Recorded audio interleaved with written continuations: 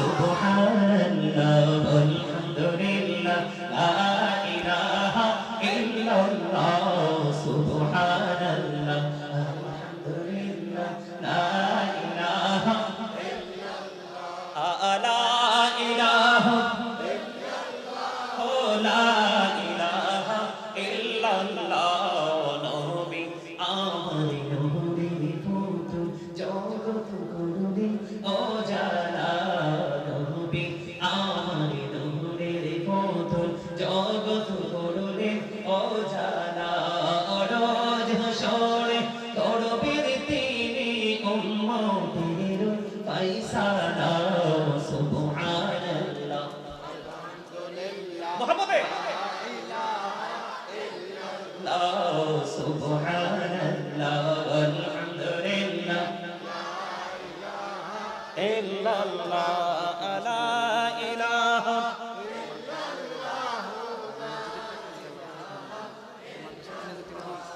সুবহানাল্লাহ আলহামদুলিল্লাহ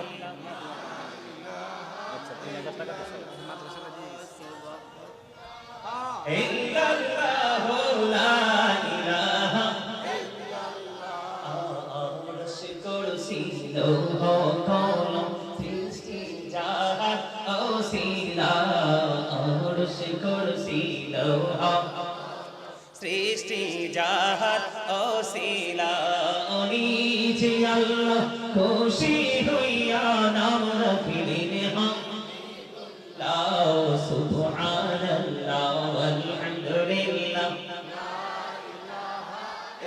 লা ইলাহা ইল্লাল্লাহ মুহাম্মাদুর রাসূলুল্লাহ সাল্লাল্লাহু আলাইহি ওয়াসাল্লাম জোরে জোরে বলুন না আলহামদুলিল্লাহ জিকির করতে পেরে ভালো লাগছে কিনা আর জোরে বলেন ভালো লাগছে কিনা ইয়া রাসূলুল্লাহ ইয়া হাবিবাল্লাহ নবী নবী গো জানতে বড় মনে চাই গো কখন গেলে তাদের তৃষ্ণা মিটবে আমার নবী বলল পাগল তোমরা সবাই মিলে শুনে রাখো তাদের তৃষ্ণা মিটবে ওই জান্নাতে যাওয়ার পরে এতেই বোঝা যায় আল্লাহ রাসূল বলেছেন আল্লাহর হাবিবের জবান দ্বারা বোঝা যায় যারা সত্যিকারের কোরআনে হবে যারা সত্যিকারের আলেম তাদের ঠিকানা সুনিশ্চিতভাবে বলতে পারি তাদের ঠিকানা হলো ওই জান্নাত সুবহানাল্লাহ কারণ আমার রাসূল বলেছে তাদের তৃষ্ণা দুনিয়ায় মিটবে না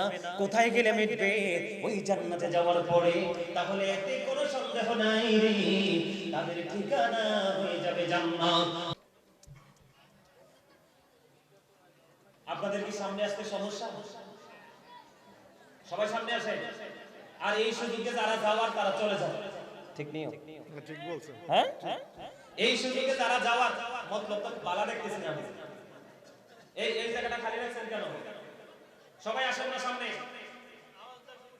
হ্যাঁ আচ্ছা আওয়াজটা এদিকে যায় বলে আওয়াজটা না শুনলে তো আবার সমস্যা ঠিক কিনা বলেন আরো জোরে সবাই আসেন এই সামনাটা ফিল আপ করে বসেন আমিও মজা পাবো আপনারাও মজা পাবেন সবাই মাঝখানে এসে জাগ পেতে বসেন সবাইকে বিনীতভাবে অনুরোধ করছি সম্মানিত উপস্থিতি আমি আমার মূল আলোচনায় ঢুকতেছি আপনারা আমার মূল আলোচনাটার দিকে খেয়াল করবেন এই কারণে এখন কিন্তু মানুষ বাচ্চাদেরকে ধর্মীয় শিক্ষায় শিক্ষিত করতে নারাজ আর কিছু বাবা মা আছে বাচ্চাকে পড়াইতে চায় কিন্তু দুর্বল বাচ্চাটা মাদ্রাসায় দেয় কথা কোন ঠিক না ঠিক আরো জোরে আমি কি সঠিক কথা বলছি না দেখবে দুই চারজন বাবা মা আছে যে সবচেয়ে বুদ্ধিমান সবচেয়ে মেধাবী যে ছেলেটা ওটাকে মাদ্রাসায় দেওয়ার চেষ্টা করে কিন্তু ম্যাক্সিমাম বাবা মাই দুর্বল বাচ্চাটাকে মাদ্রাসা দেওয়ার চেষ্টা করে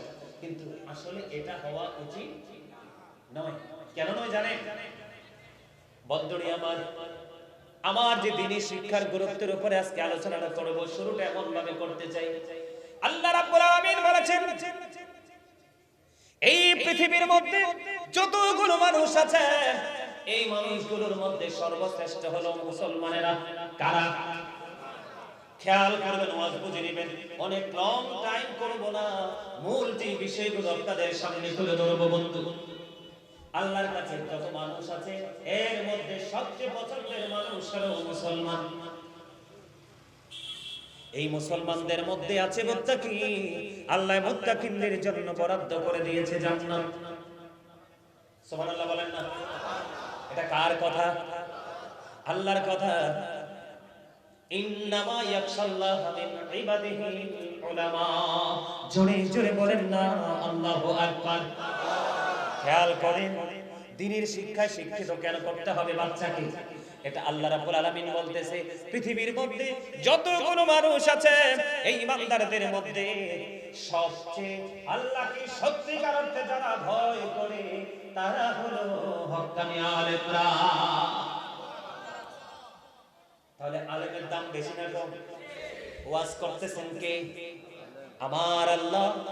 যে পৃথিবীর মধ্যে যত মানুষ আছে এর মধ্যে সত্যিকার অর্থে আল্লাহকে ভয় করে, আর যাদের মধ্যে তাকওয়া আছে তারা হলো আলেমরা।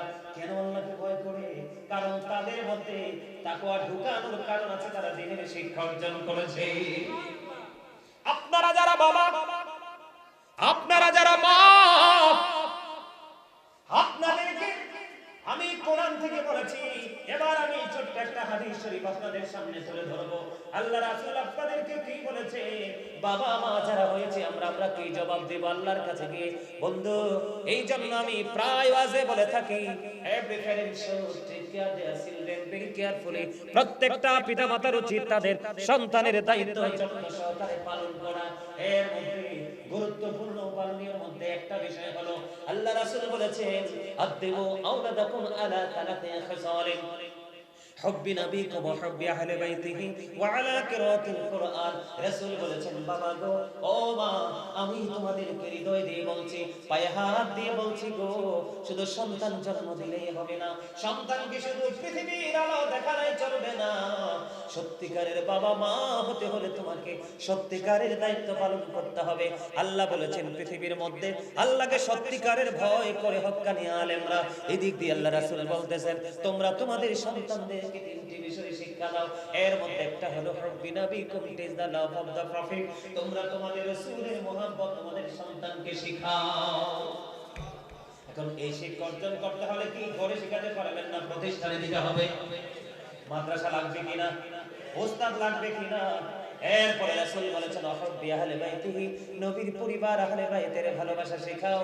এই শিক্ষার জন্য আপনার বাচ্চাকে পাঠাতে হবে মাদ্রাসায়, ঠিক কিনা বলে? এরপরে বলেছেন, ওয়ালা কিরাতিল কুরআন, তোমার সন্তানকে রাসূল বলেছেন কোরআন তেলাওয়াত শেখাও। আর এই মাদ্রাসাতে কোরআনে হাফেজ তৈরি করা হয়।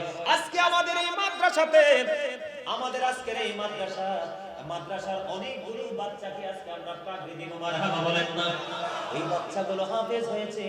ও বন্ধু, কোরআনে হাফেজ হয়েছে, এটা যে কত বড় প্রেম, কত বড় নিয়ামত, কত বড় মধু। বাবা মার জন্য বড় নিয়ামত, এই এলাকার জন্য বড় নিয়ামত। কারণ কাল হাসরের ময়দানে ওই কোরআনে হাফেজের বাবা মা, কোরআনে হাফেজের বাবা মাকে এত নুরানি নূরের টুপি তাদের মাথার মধ্যে পরিয়ে দেওয়া হবে, যেই টুপিটার গ্লেজ, যেই টুপিটার নূর, যেই টুপিটার আলো সূর্যের আলোর চাইতেও বন্ধু অনেক বেশি গ্লেজে হবে। যেই টুপির গ্লেজের কাছে সূর্যের কিরণ পর্যন্ত হার মেনে যাবে। জোরে জোরে বলেন না সুবহানাল্লাহ। কোরআনে হাফেজ তৈরি করার কারখানা হলো আমাদের এই সিরাজুল মুনিরা মাদ্রাসা, ঠিক কিনা বলেন? বন্ধুরা আমার, আমি আপনাদেরকে বলে দিতে চাই, আল্লাহর হাবিব সরকারে মদিনা তিনি বলেছে, ও মহিষমারা মিয়ার বাজারের মানুষ, আমার ভাই, আমার বাবা গো, আমি আমার মা বোনদেরকে বলছি গো, হৃদয় খুলে শোনো।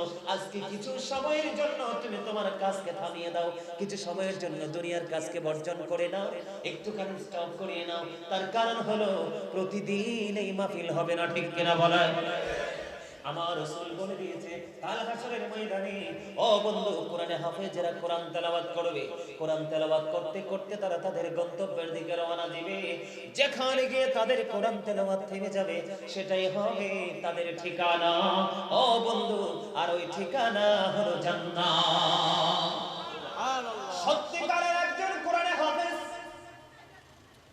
সত্যিকারের একজন কোরআনে হাফেজ যিনি ঈমান আকীদা ঠিক রেখে হাফেজ হয়েছে, আকীদা ছাড়া হাফেজের কিন্তু বাংলাদেশে অভাব নাই। কথা বলেন না কেন? আগে ঈমান তারপরে আমল। ঈমান আকীদা নিয়ে যিনি হাফেজ হয়েছে, ওই হাফেজের পাওয়ার কাল হাসরের ময়দানে এমন থাকবে, ওই কোরআনে, ওই যে কোরআন তেলাওয়াত করেছে, কোরআনে হাফেজ হয়েছে, তার পাওয়ার, তার মর্যাদা এত বেশি হবে, তার পাওয়ার, তার মর্যাদা এত বেশি হবে।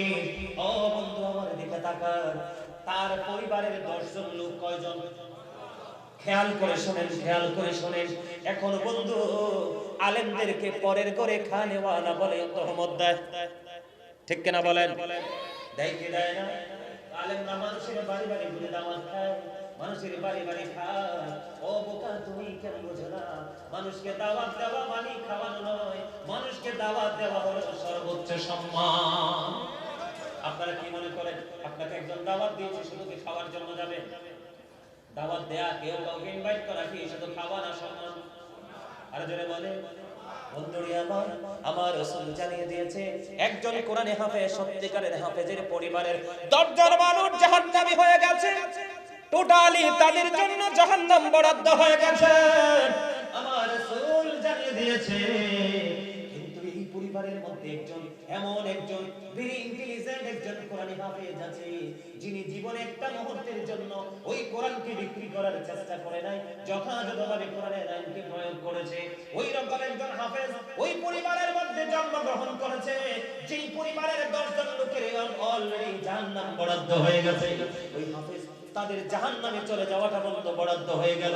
ঠিক এই সময় ওই কোরআনে হাফেজ আল্লাহর কাছে ছোট্ট একটা চিঠি লিখে দেবে, মালিক আমার বাবা মা, আমার এই পরিবার তোমাকে ভালোবেসে কোরআনে হাফেজ বানিয়ে দিল, আজকে তাদেরকে তুমি কিভাবে বেনিফিশিয়ারি করবা, তাদেরকে কিভাবে তুমি মর্যাদা দিবা?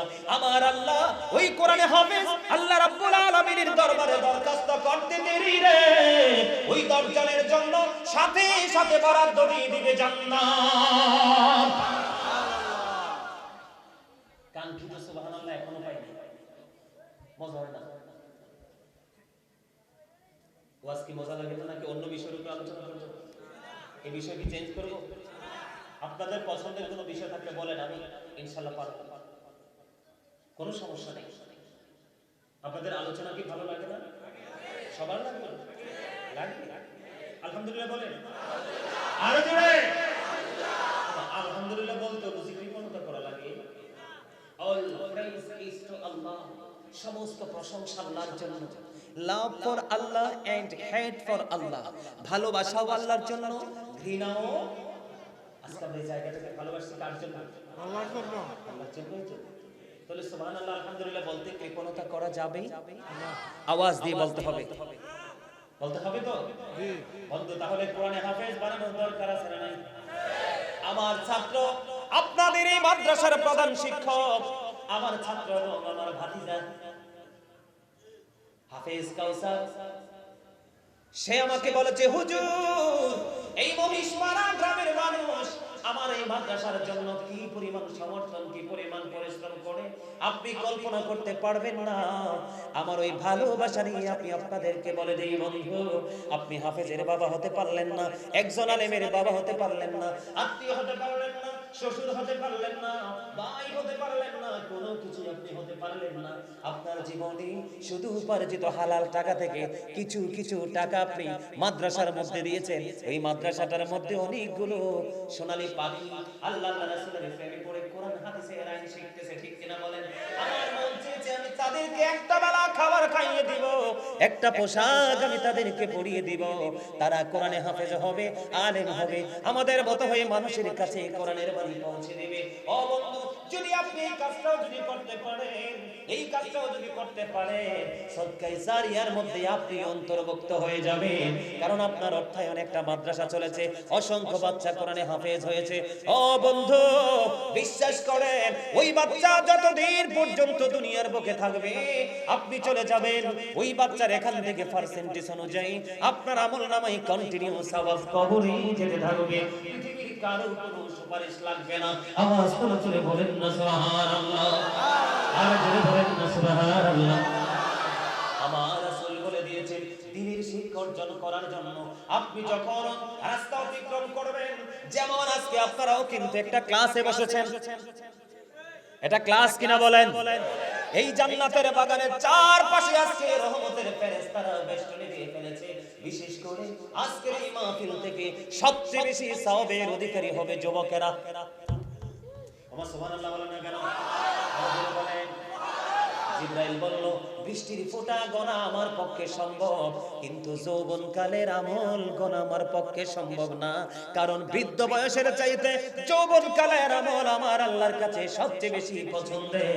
ওই যে যুবকেরা আল্লাহ এবং আল্লাহ রাসূলের আহলে বাইতের সাথে প্রেমের ডুরি লাগাইয়া দ্বীনের চর্চা, দ্বীনের শিক্ষা অর্জনের মধ্যে দুনিয়ার কাজের ফাঁকে ফাঁকে নিজেকে নিয়োজিত রাখবে, তাদের লিডার হয়ে যাবে ইমাম হাসান হুসাইন, দুই ভাই জান্নাতে।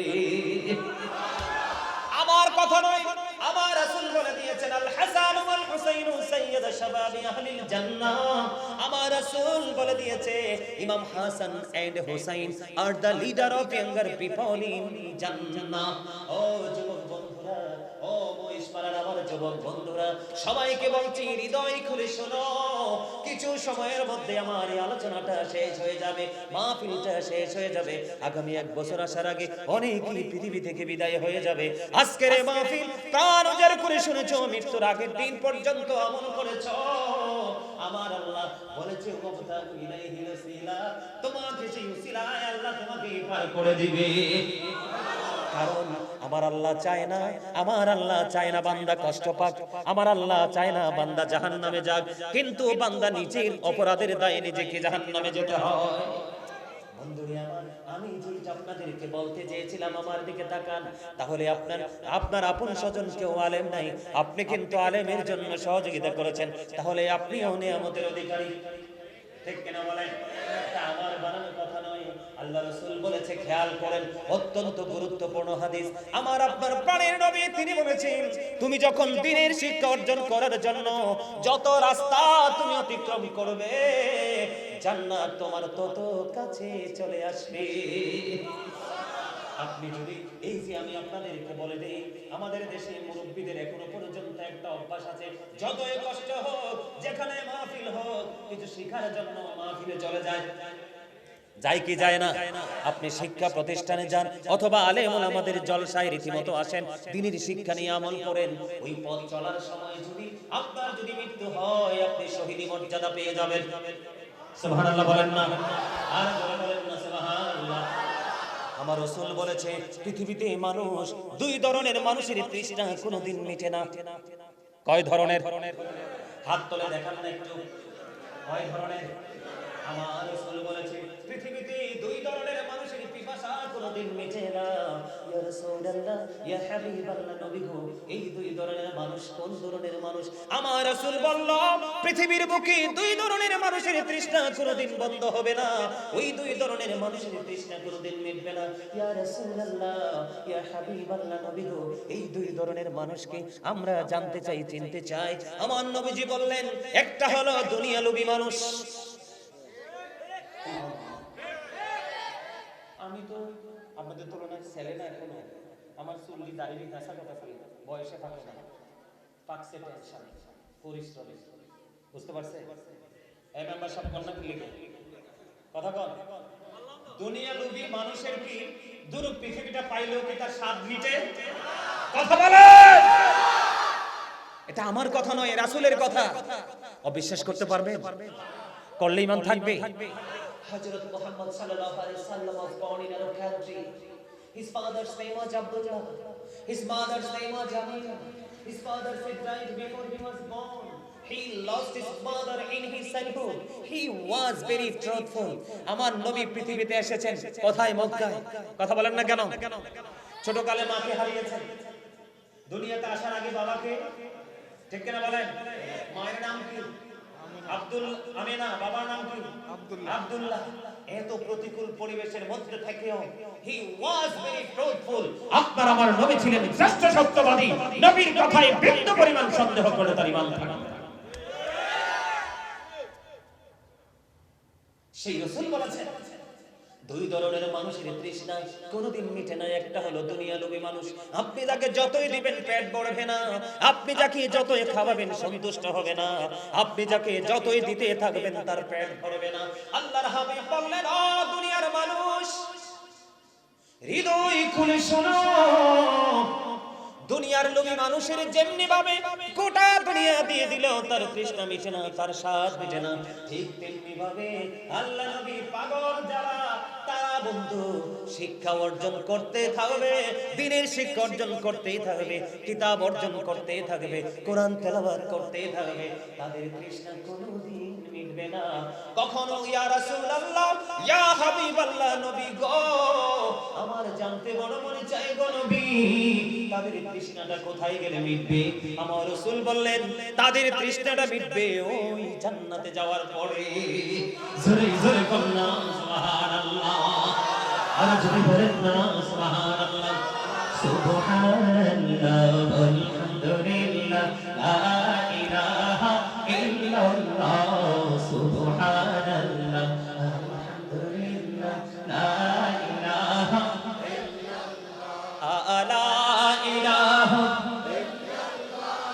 লা ইলাহা ইল্লাল্লাহ, নবী আমার নূরের পুতুল জগৎ করুণে ও জালা, নবী আমার নূরের পুতুল জগৎ করুণে ও জালা, রোজ হাসরে করবেন তিনি উম্মতের ফায়সালা।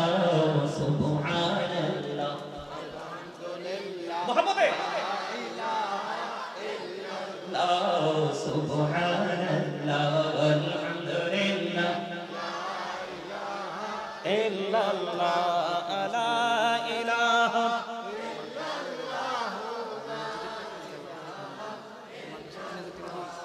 সুবহানাল্লাহ আলহামদুলিল্লাহ।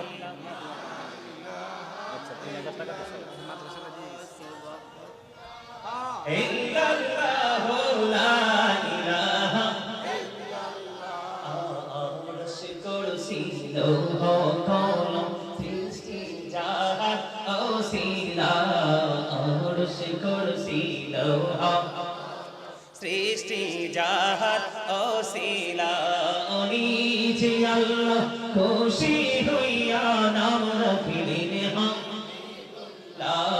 সুবহানাল্লাহ আলহামদুলিল্লাহ লা ইলাহা ইল্লাল্লাহ মুহাম্মাদুর রাসূলুল্লাহ সাল্লাল্লাহু আলাইহি ওয়াসাল্লাম। জোরে জোরে বলুন না আলহামদুলিল্লাহ। জিকির করতে পেরে ভালো লাগছে কিনা? আর জোরে বলেন ভালো লাগছে কিনা? ইয়া রাসূলুল্লাহ, ইয়া হাবিবাল্লাহ, নবী নবী গো, জানতে বড় মনে চাই গো, কখন গেলে তাদের তৃষ্ণা মিটবে? আমার নবী বলল, পাগল তোমরা সবাই মিলে শুনে রাখো, তাদের তৃষ্ণা মিটবে ওই জান্নাতে যাওয়ার পরে। এতে বোঝা যায় আল্লাহ রাসূল বলেছেন, আল্লাহর হাবিবের জবান দ্বারা বোঝা যায় যারা সত্যিকারের কোরআনে হবে, যারা সত্যিকারের আলেম, তাদের ঠিকানা সুনিশ্চিত ভাবে বলতে পারি, তাদের ঠিকানা হলো ওই জান্নাত। কারণ আমার রাসূল বলেছে তাদের তৃষ্ণা দুনিয়ায় মিটবে না, কোথায় গেলে মিটবে? ওই জান্নাতে যাওয়ার পরে। তাহলে এতে কোনো সন্দেহ নাই রে, তাদের ঠিকানা হয়ে যাবে জান্নাত। জোরে জোরে বলুন না সুবহানাল্লাহ। বন্ধু তোমরা বুঝো না গো, যখন ওই মানুষগুলো দ্বীনের শিক্ষা অর্জন করতে যখন রওনা হয়, ওই আল্লাহর রহমতের ফেরেশতারা তাদের নূরের ডানাগুলো বিছিয়ে দেয়। জোরে জোরে বলেন না সুবহানাল্লাহ। বন্ধু আমার, এখানেই শুধু ক্ষান্ত নয়, এই যে আজকে আপনারা আসছেন, এদিক তাকান, এই যে আপনারা আজকে एग्जांपल দেই প্র্যাকটিক্যালি, আপনারা যে এখানে আসছেন দ্বীনের শিক্ষা অর্জন করার জন্যই তো, গুনাহ থেকে মুক্তি পাওয়ার আশায় তো, অন্য কোনো দোনা। এবার আসেন, এই যে আপনারা এখানে বসে বসে আজকে দ্বীনের শিক্ষা নিচ্ছেন, কোরআন হাদিসের আলোচনা শিখতেছেন, বসতেছেন, মাদ্রাসার মধ্যে শেখানো হয়, আলেমদের মজলিসে পিসাব যারা হক্কানি আল্লাহর ওলি তাদের খানকার মধ্যে তাদের ভক্তদেরকে শেখানো হয়, হয় কি হয় না? দেখেন কত মজা, কত স্বাদ, কত প্রেম। আপনার আমার প্রাণের রাসূল তিনি বলে দিয়েছে বন্ধু, আপনার আমার প্রাণের রাসূল বলে দিয়েছেন কেউ যদি দিনের শিক্ষার মধ্যে 1 ঘন্টা বা কিছু সময় নিজেকে নিয়োজিত রাখে, কত 1 ঘন্টা বা কিছু সময় দিনের শিক্ষা অর্জন করার মধ্যে যদি কোনো মানুষ নিজেকে নিয়োজিত রাখে, আমার রাসূল বললেন সে সারা রাত যেন ইবাদত করলো। সুবহানাল্লাহ। তার মানে আপনি বসেছেন দিনের শিক্ষা অর্জন করার জন্য 1 ঘন্টা সময় পার করেছেন বা তার একটু বেশি সময় বা 2 ঘন্টা, কিন্তু তারপরে আপনি ঘরে গেলেন, ঘুমিয়ে গেলেন, আমার রাসূল জানিয়ে দিয়েছে তুমি সারা রাত যেন তুমি ইবাদত করলে। তার মানে তোমার ঘুম দিনের শিক্ষা অর্জন করার কারণে নেক আমলে পরিণত হয়ে গেছে। জোরে জোরে বলুন না সুবহানাল্লাহ। এই জন্য আমি বন্ধু বলি একটু গজল গাই বলি, তবে হাদিস শরীফটা শেষ করার পরে গাইব। রাজি আছেন নি? আর জোরে বলেন রাজি আছেন নি? আমার কথাগুলো হৃদয় দিয়ে শুনতে হবে বন্ধু, হৃদয় থেকে ধারণ করতে হবে, তাহলেই বুঝতে পারবে। এই গেল একটা পাঠ, এটা কিন্তু একটা হাদিস। রাসূল বললেন 1 ঘন্টা বা তার কিছু সময় দিনের শিক্ষার মধ্যে তুমি নিজেকে নিয়োজিত রাখো, রাখার পরে তুমি শেষ করে গিয়ে ঘুমিয়ে যাও। সারা রাত তুমি ঘুমালে, কিন্তু সারা রাত তোমার আমল নামায় নেক আমলে পরিণত হয়ে গেল। জুড়ে জুড়ে বলুন সুবহানাল্লাহ। আমার রাসূল বলেছেন একদিন যদি কেউ নিজেকে দিনের শিক্ষার মধ্যে নিয়োজিত রাখে বা তার কিছু সময়, কয়দিন? আর জোরে বলেন কয়দিন?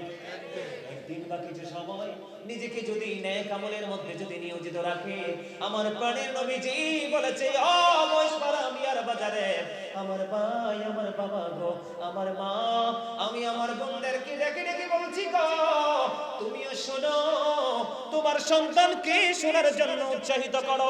কারণ আমার রাসূল বলেছে একটা দিন যদি তুমি দিনের শিক্ষার মধ্যে নিজেকে নিয়োজিত রাখতে পারো, তাহলে তুমি জানো না তোমার আমল নামায় কি পরিমাণ সওয়াব আমার আল্লাহ দিবে।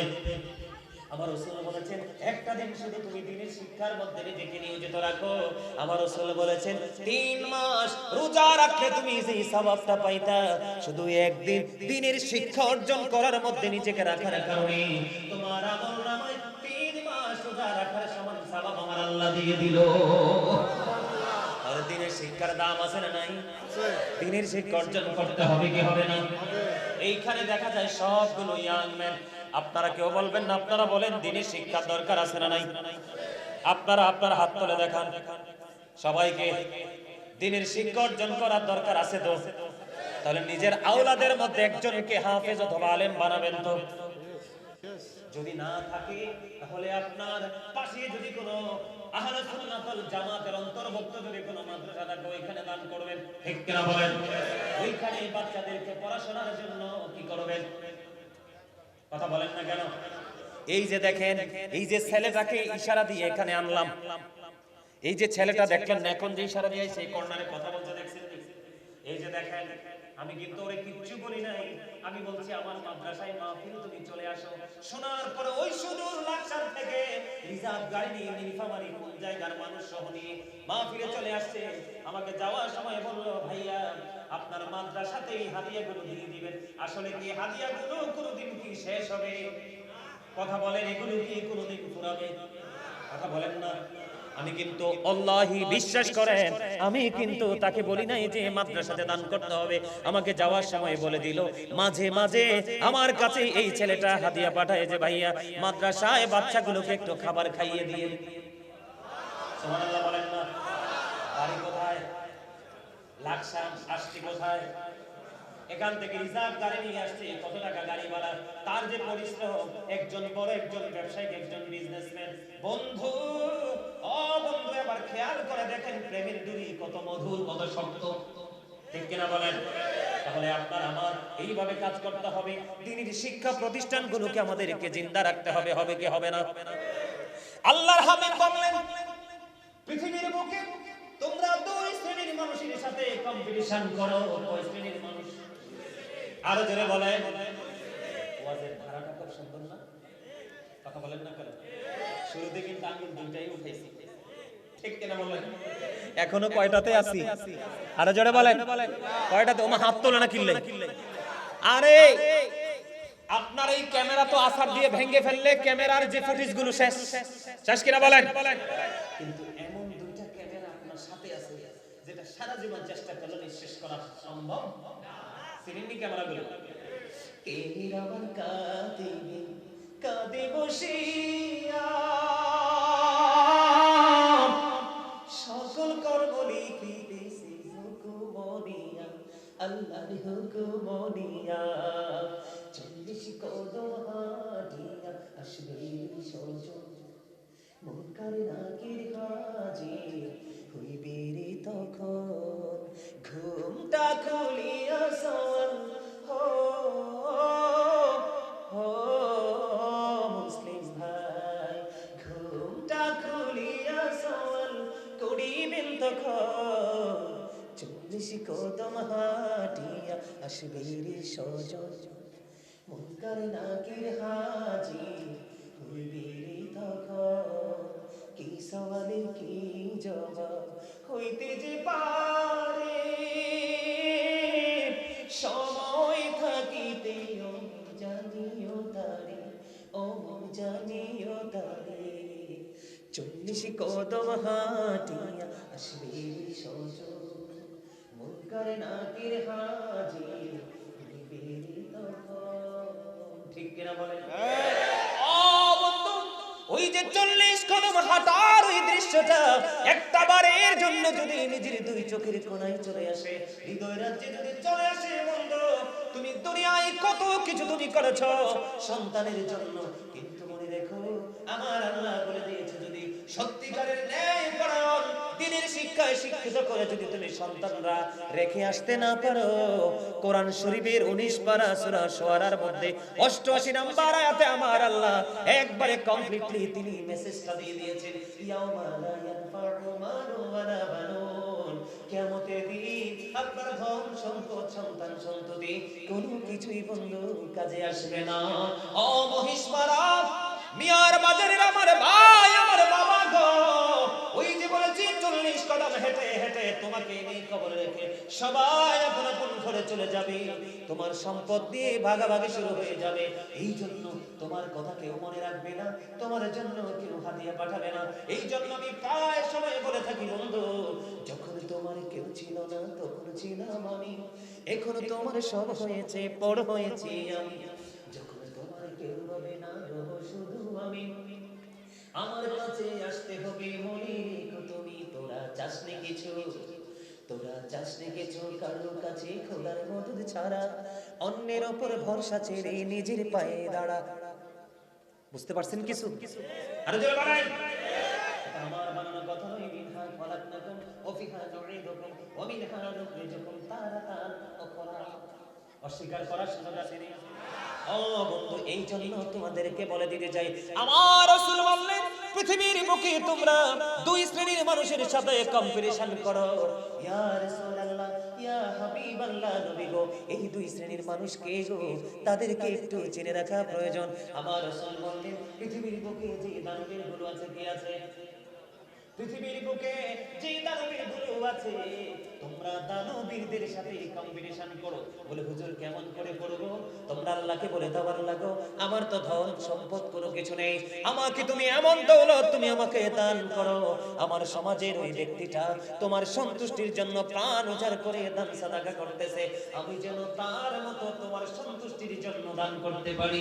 হুজুর দ্বিতীয় আরেকজন কে গো আমার রাসূল বললেন দ্বিতীয় আরেকজন হলো বন্ধু তোমার সমাজের মধ্যে দ্বীনের শিক্ষার শিক্ষিত ন্যায় পরায়ণ একজন মানুষ যে তার ওই শিক্ষার আলো দিয়ে তার সমাজ থেকে তার পরিবার থেকে তার জীবন থেকে সে অন্ধকারটাকে দূর করে দিচ্ছে ওই ব্যক্তিটাকে ফলো করে করে তুমি আল্লাহর কাছে দরখাস্ত দাও আল্লাহ ওনার ওই ছেলের মতো অথবা ওর মতো আমাকে তুমি দ্বীনের শিক্ষায় শিক্ষিত করে দাও ন্যায় অন্যায় বোঝার তৌফিক তুমি আমাকে দান করে দাও আর সেটার উপর ভিত্তি করে সমাজে সুন্দর একটা ফয়সালা দেওয়ার ব্যবস্থা করে দাও।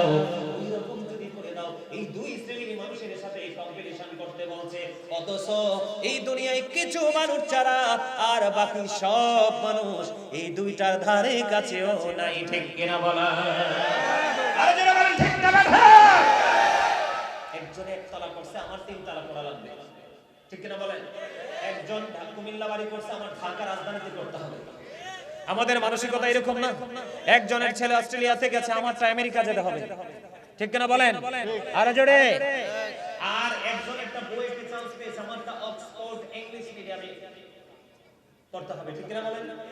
কিন্তু বন্ধু এগুলো একটার কথাও নাই। বলো হুজুর এগুলোকে খারাপ জিনিস না, না না, এগুলো আপনার জীবনে দুনিয়াতে চলতে হলে লাগবে। তবে আপনার প্রথম কাজ হলো আপনার সন্তানটাকে আগে আপনি দ্বীনের শিক্ষায় শিক্ষিত করবেন। আরেকটা মজার হাদিস মনে হইছে, বলবনি? ভালো লাগতেছে নি? মজা লাগতেছে নি? কার কার কাছে মজা লাগে? সবার কাছে মারহাবা, হাত নামান। সবচেয়ে মজার খবর ও বন্ধু, অত্যন্ত প্রেমময় একটা হাদিস আমার রাসূল জানিয়ে দিলেন। গুরুত্বপূর্ণ আলোচনা, গুরুত্বপূর্ণ হাদিস শুনেন। আমার রাসূল বললেন, তোমার মাধ্যমে একজন সাহাবীকে কেন্দ্র করে বললেন, তোমার মাধ্যমে একজন মানুষের হেদায়েতের ব্যবস্থা হওয়া একটা লাল উটের মালিক হওয়ার চাইতে উত্তম। সুবহানাল্লাহ বলেন না কেন? মানে রাসূল কি বলেছে? হাদিস শরীফের মূল অর্থটা, মূল ব্যাখ্যাটা আমি আপনাদেরকে করে দেই। আল্লাহর হাবিব যখন এই হাদিস শরীফটা বর্ণনা করতেছিলেন, কি করতেছিলেন? হাদিস শরীফটা যখন বর্ণনা করতেছিলেন, তখন ওই আরবের মরুচারীদের সবচেয়ে বেশি দামি সম্পদ ছিল লাল উট। এই ওই মরুচারীদের জন্য সবচেয়ে বড়, সবচেয়ে দামি সম্পদ ছিল লাল উট। তখনই আমার নবীজি হাদিসখানা বর্ণনা করেছে, দ্বীনের শিক্ষা অর্জন করে যারা মানুষকে দ্বীনের শিক্ষা দেবে, ওই তার ওই দ্বীনের শিক্ষা অনুযায়ী মানুষ হেদায়েতের পথে আসবে, আলোর পথে হাঁটবে। আমার রাসূল বলেছেন, তোমার মাধ্যমে যদি একটা মানুষের হেদায়েতের ব্যবস্থা হয়, তোমার ওই লাল উটের মালিক হওয়ার চাইতে তুমি দামি হয়ে গেলে। তার মানে বন্ধু, ওই যুগে লাল উট যদি মরুচারীদের জন্য সবচেয়ে বেশি দামি হয়, তাহলে আমি আপনাদেরকে বলবো এই যুগেও সবচেয়ে দামি সম্পদের চাইতে সম্পদ হলো একজন হক্কানি আলেম, একজন হাফেজ বানাইয়া, নবীর প্রেমিক সত্যিকারের ইমানদার একজন হক্কানি আলেম বানাইয়া এটাকে যদি মাঠে ছেড়ে দেন, এটার আলোচনা শুনতে শুনতে মানুষ হেদায়েতের পথে আসবে। আর আপনি বাবা হিসাবে, মা হিসাবে জান্নাতের সর্বোচ্চ মাকাম আপনি দখল করে নিবেন। জোরে কন্যা সুবহানাল্লাহ। এই জন্য আমি একটু আগে বলেছিলাম একটা গজল কি গাইবো। আমার গজলের কথাগুলো একটু খেয়াল করবেন। ইসলাম কি জানতে চাইলে উত্তর হবে কি, মুসলিম নামে এই কথাটি কয়জন ভেবেছি, হায়রে কয়জন ভেবেছি। ইসলাম কি জানতে চাইলে উত্তর হবে কি, মুসলিম নামে এই কথাটি কয়জন ভেবেছি, হায়রে কয়জন ভেবেছি। আল্লাহর ইচ্ছা বান্দার প্রতি অর্জন কর নবীর খুশি, আল্লাহর ইচ্ছা বান্দার প্রতি অর্জন কর নবীর খুশি। নবীর প্রেমে গুনাহ মাফের খবর শুনেছি, মুসলিম নামে এই কথাটি কয়জন ভেবেছি, হায়রে কয়জন ভেবেছি। আল্লাহর ইচ্ছায় কাজ কর, রাসূল প্রেমিক মুর্শিদ ধরো, আল্লাহর ইচ্ছায় কাজ করো, রাসূল প্রেমিক মুর্শিদ ধরো। জাহানের সুখের ভান্ডার তোমায় দিয়েছি, মুসলিম নামে এই কথাটি কয়জন ভেবেছি, হায়রে কয়জন ভেবেছি। যে মুর্শিদে আল্লাহর ইচ্ছায় কাজ করে যায় সর্বদা, যে মুর্শিদে আল্লাহর ইচ্ছায় কাজ করে যায় সর্বদা, সেই মুর্শিদের ইচ্ছায় আমি মিশে রয়েছি, মুসলিম নামে এই কথাটি কয়জন ভেবেছি, হায়রে কয়জন ভেবেছি। মারহাবা মারহাবা। গজলটা অনেক লম্বা, ছোট্ট করে বলে দিলাম। আপনারা কি বুঝতে পারছেন না আমার কথা? এই গজল বলার মানে হলো আপনাকে যখন কাল কবরে, আপনি যখন কবরে যাবেন, কবরে রূপ হবে তিনটা। কয়টা? আর জোরে বলেন কয়টা? একটা হলো ইমানদার। খেয়াল করেন, ওই যে দ্বীনের শিক্ষার কথা বলছি, দ্বীনের শিক্ষা অর্জন করার পাওয়ারটা দেখেন। তিন রকম হবে বন্ধু কবরের অবস্থা। একটা রূপ হবে ইমানদারের, আরেকটা হবে মুনাফিকের, আরেকটা হবে সকল বেঈমানদের। ইমানদার যারা দ্বীনের শিক্ষা অর্জন করেছে, কিতাব থেকে ইলম অর্জন করেছে, তাকে যখন প্রশ্ন করবে সে বরাবর উত্তর দিয়ে দিবে, ঝটপট উত্তর দিয়ে দিবে।